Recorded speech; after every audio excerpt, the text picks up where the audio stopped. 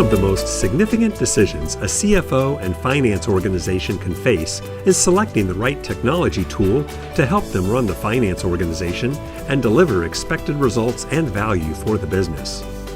But technology selection is only the first step. There also is implementation, a just as important stage that can make or break the success of the implementation and its effectiveness in the eyes of stakeholders throughout the organization. This is Kevin Donahue, Senior Director with Protiviti, welcoming you to a new edition of Powerful Insights. I recently spoke with Shelly Kalladanthyil and Nick McKeehan of Protiviti about finance technology tool selection and implementation. Both Shelly and Nick are Managing Directors with our Business Performance Improvement Group. Shelly, thanks for joining me today. Hey, Kevin. Thanks for having me. And Nick, it is great to speak with you. Let me ask you the first question. So we're talking about finance groups looking into procuring or bringing and implementing new tools.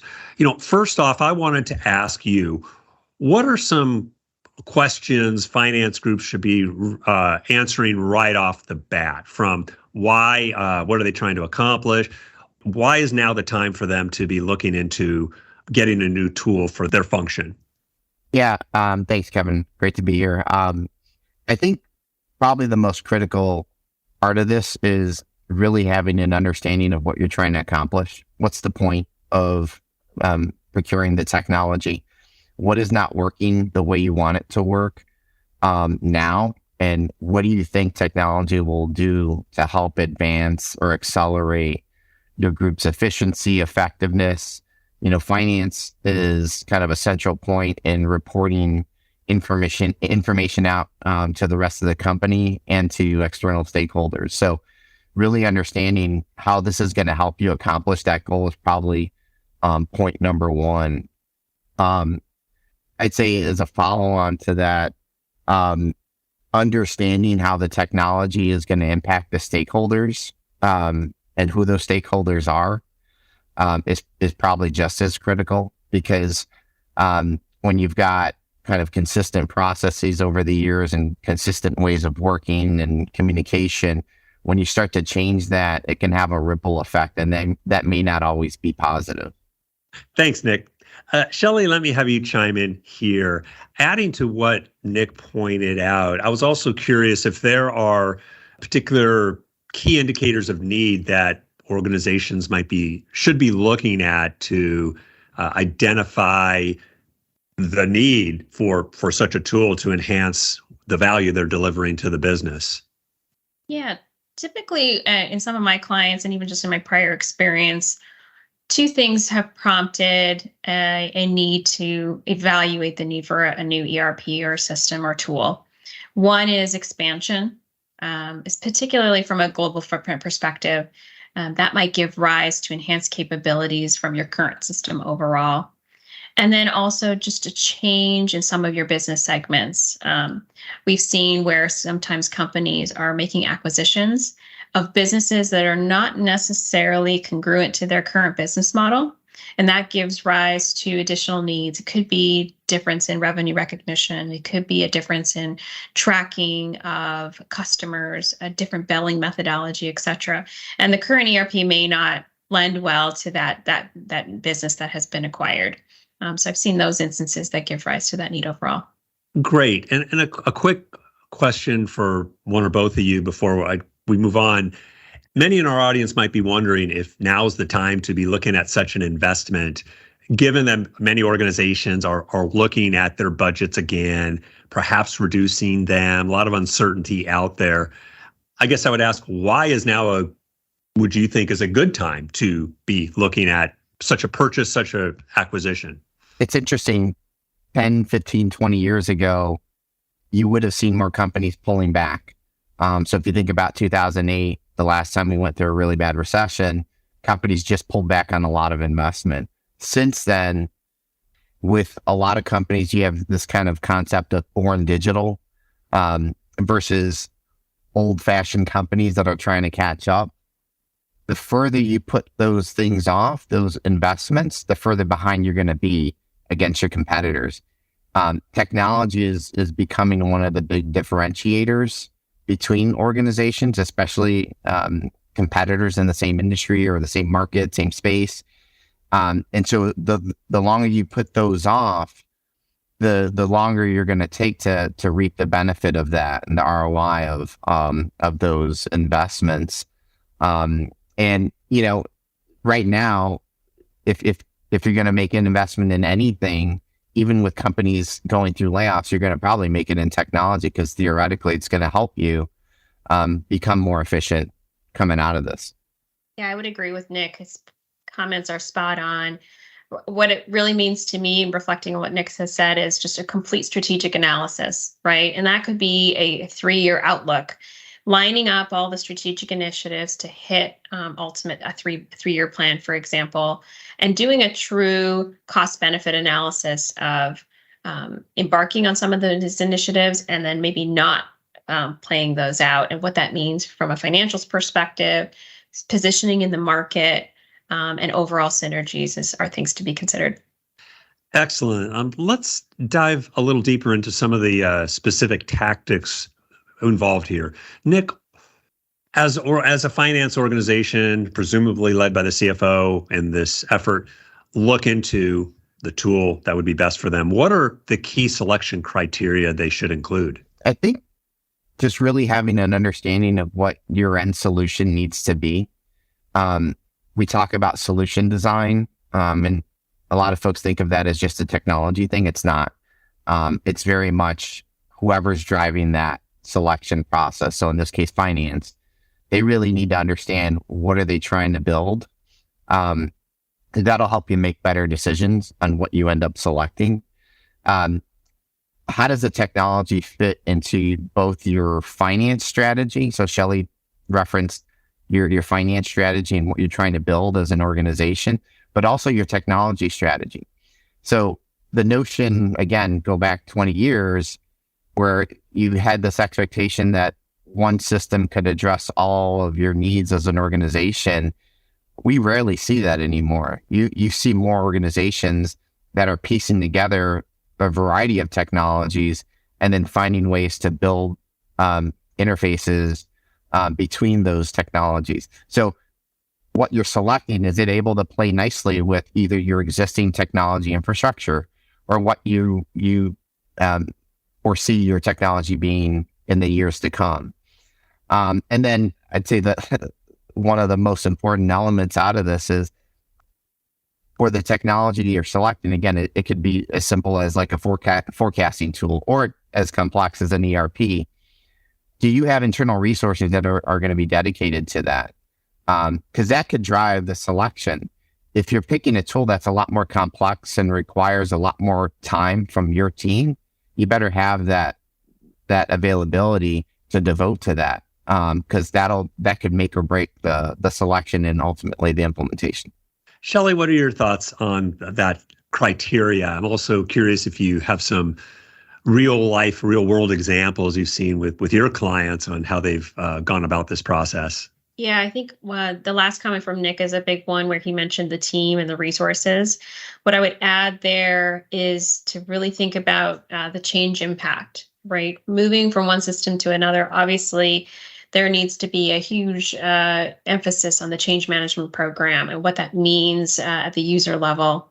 And also the customer level, right? And so that's often a piece that I've seen where there's a miss there. Often companies will be so focused on what it means for their internal process and their internal capabilities, and they check those boxes, but they haven't taken the additional step to understand, well, how are we actually going to get our users to use this? And what does that learning curve look like? And how do we factor that into the overall timeline? And then secondarily, how is this going to change for our customers, right? So there's also change impact and a communication need on that side. And in Protiviti, we've spoken so much about how the audience, the customer base for the finance group has grown. So I understand completely why that's a critical issue. Perhaps on that same topic, Nick, in terms of the selection review process, who should be included in that? Yeah, I think going back to the stakeholders that are going to be impacted. So it's a finance-driven effort, right? Again, whether it's a simple forecasting tool or as complex as an ERP, it may be driven by finance. And ERP is likely driven by a lot of different parties. But having an understanding of the touch points coming out of this, right? So what this application is intended to deliver, who it's intended to deliver to, understanding those parties, you may want to have some of those folks weigh in on the selection process. Maybe not be the primary decision maker, but as you're going through demos and solution design, having them weigh in and talk about what's important to them is pretty critical. I also think it's a great idea to have someone involved who's gone through a system selection in the past. So having that experience and the battle scars of what's gone well, what's not gone well, I think can help you a lot, because having experience in this effort really matters. And so a lot of times we're called in to help as part of that selection process, given how many we've seen and participated in. And so while we're not the primary decision maker, we can help from a scoring perspective. But there's a lot of companies that have personnel that have gone through this. So I think that's probably one of the most valuable team members, I would say, as part of this process. Thanks, Nick. Let's pivot now to implementation. Shelly, after a company has considered their options and made their selection, how do they get started and best position themselves for success? Yeah, I think initially from the get-go, the project teams need to be assembled, right? Who's going to help with this overall project from the inception of requirements all the way to post-implementation activities? And so if I take these in two buckets, one is the actual project team itself, and this is comprised of a few different groups. The business team, these would be the core users of the system. They will be responsible for actually writing the requirements for the actual implementation. But I think one of the pieces here is that is often forgotten is actually the non-core users. And I'll give an example here that I've seen before.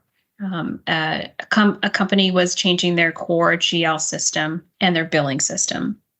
And they did not include the call center that would not be users of those systems, but would be recipients of the output. So, for example, customers call the call center to ask about their latest bill. The core engine of the billing system was ultimately changed, which changed the face of the bill. And the call center impact was not a consideration in the project. And so it was a bit of a big miss. It was caught kind of at the end in terms of the training piece to look at those new bills. But it's important for the project team to be direct users of the system, but also from the perspective of recipients of the information coming out of the system. And then, of course, you've got your technology team. This could be the in-house technology team or the implementer, and sometimes critically, it's both. A communication and change management team as well. I can't underestimate the need for both of those. Communication has to happen throughout the project, early and often. And then the change management piece is not something that you only think about at the end when you're ready to go. It should be considered throughout so you can capture all of those key risk areas and plan for them accordingly. And then the other group that I would suggest from a support perspective is a steering committee. And this really should be the key stakeholders and the leadership. And it's not just a perfunctory role. It's really, this team is responsible for supporting that project team through risk identification and resolution, as well as any escalations that need to be occurring. These meetings should be monthly to start, and then more frequent as you get closer to the go live. There should be risk review criteria. So when risks are presented, how do you actually resolve them? And the steering committee and the project team should agree, these are the factors we're going to think through to ultimately come up with a decision. And then they're going to help with project planning and cost governance. That should always be part of that steering committee's visibility. And then again, what is the communication and change management plan? So two key core groups there, the project implementation team, as well as the steering committee. And again, speaking with you and our finance leaders, that issue just comes across as so important, that level of engagement throughout the enterprise.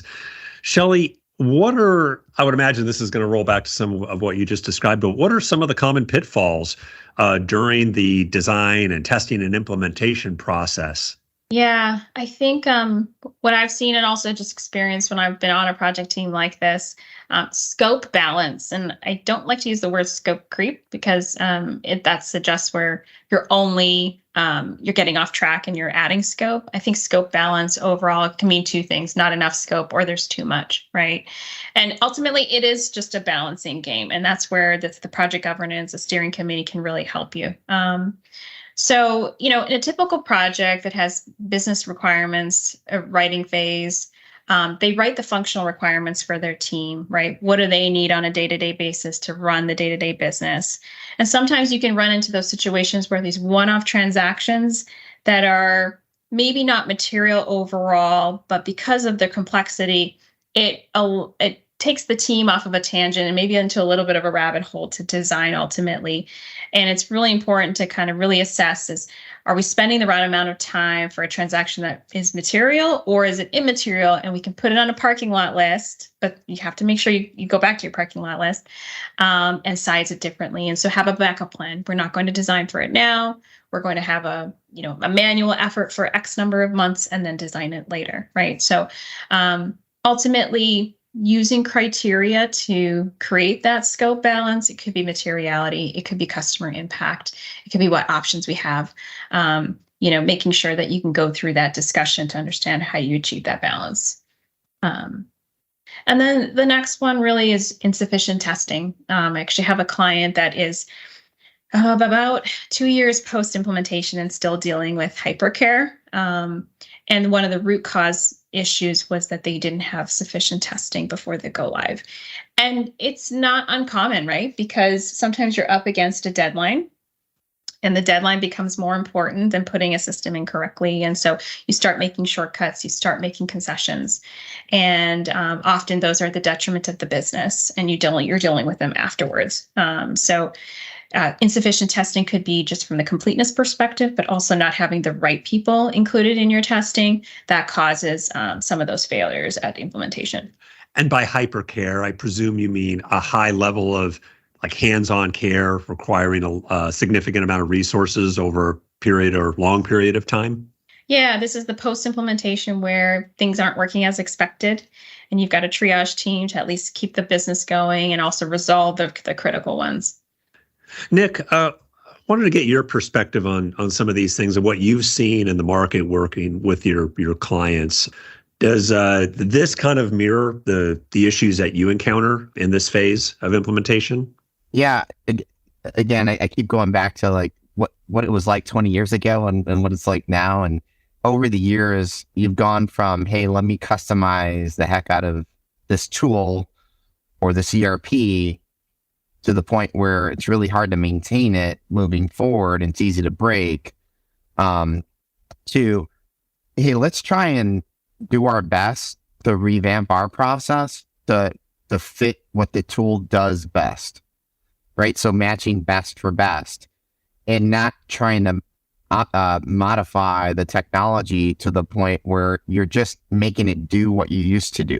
The whole point of the new technology is not only so you have more support moving forward, but that you've got a better process overall. So it's a really good opportunity for finance transformation, depending on the scope of the application. If it's again, forecasting tool versus an ERP, you should be looking for ways to adapt your process to what the tool does best. If you've gone through a proper tool selection effort, then take advantage of what it does and help transform your operations accordingly. So where I see issues is when companies spend too much time trying to modify the tool to just do what they used to do.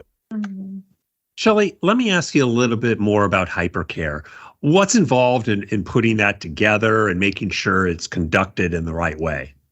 Yeah, great question. So I think first and foremost is actually being very deliberate and intentional about the hypercare process. So having the right support team in place is intentional, right? So that means that the day-to-day business responsibilities of these individuals is either allocated to somebody else or otherwise accommodated. So it's a critical piece. Often hypercare is underestimated. We assume that these people will be able to take care of their day-to-day work plus the hypercare issues. But when hypercare is much more expansive than you expect, it leaves companies in a little bit of a conundrum in terms of being able to allocate those resources appropriately. One of my clients, because they were a very expansive company broadly, their employees were across the country, both in the field and in the back office. They set up a support hotline to be able to actually report their issues from the system implementation, which was great from two perspectives. It was a single source of information coming through, and also allowed for consistencies on triage and support. So everything was handled and tracked and documented within a single source, which I thought was actually really quite good. And then the last piece is just communication ahead of time, right? So as soon as you go live, there's communication to employees and the users of the systems, and maybe even customers. When you're dealing with significant issues that impact those individuals, there has to be a response as well as some perspective on what's going to happen next. What I've seen is where users and customers are left in the lurch with no communication, and that leaves both parties just in a lurch, and also with a very uncomfortable feeling that there is going to be a resolution overall. And then I think the last thing is just preparing ahead of time. So everyone that's going to be supporting hypercare should be planning their vacations and overtime ahead of the plan. And so that's very well thought out, and there's a clear plan in place for that. Often that's underestimated as well, and can cause some delays and issues overall to magnify. This has been a fantastic discussion. Thank you both. I want to close out with a final question about post-implementation analysis. Nick, I'll have you respond first. What sort of steps need to be involved or should be involved when it comes to analyzing the implementation, what worked, what didn't work? I always recommend clients go back to the original selection criteria. So we started this off with, what are you trying to accomplish? What was the goal of heading down this path of acquiring this tool? Whether it's a one-off forecasting tool or an ERP, looking at the process that you went through to get it in place, what went well, what didn't. So what may have not gone well is, did you pick the right implementation partner? Did you have the right resources aligned internally? Did you have the right governance structure and controls in place? Did you have the right communication plan? Change management. Shelly talked about that earlier. Probably one of the most critical elements of a successful implementation. Cost, right? Cost and timeline. In almost all cases, it's probably going to cost more than you thought, and the timeline is going to extend longer than you thought. Very rarely are you going to see both those things work in your favor. So understanding what drove that, though, is really important. And those are the lessons that you learn. So when we talked about who should be involved in the selection process, I mentioned having someone that's been through those battles before. Well, now you've got one, and now you've got a method, hopefully, and lessons learned on how to do this a bit better, right? We always think about incremental improvement over time. And so those are the big kind of takeaways to me. And that's part of what the steering committee can help, right? They're going to want to know, hey, how did we do? And what do we need to do differently? And hopefully you can memorialize that as part of a plan moving forward on how you implement in your company. Yeah, I think Nick really called out the key ones in a post-mortem analysis, right? I think the only thing I would hone in on and reiterate is, when you're going back to your selection criteria and your answer is, no, we didn't get to these things, really understanding the root cause of that. What was the miss? Right? And that's not a finger pointing blame game. It's really to prepare you for the next project and a lesson learned. And I think that's the big takeaway, is these should be memorialized and documented and kept and applied going forward, ultimately for continuous improvement, and to ensure that those, maybe I'll call them mistakes or missteps, don't happen again.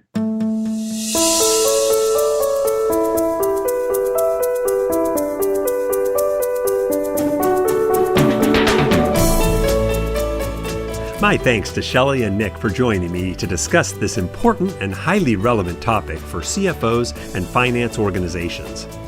A key takeaway for me is that this is not just about choosing a technology and putting it into place. It requires significant due diligence as well as contributors from throughout the organization to make it a true success for the business. For more information, I encourage you to please visit our business performance improvement pages on Protiviti.com. And please subscribe to our Powerful Insights podcast series and review us wherever you get your podcast content.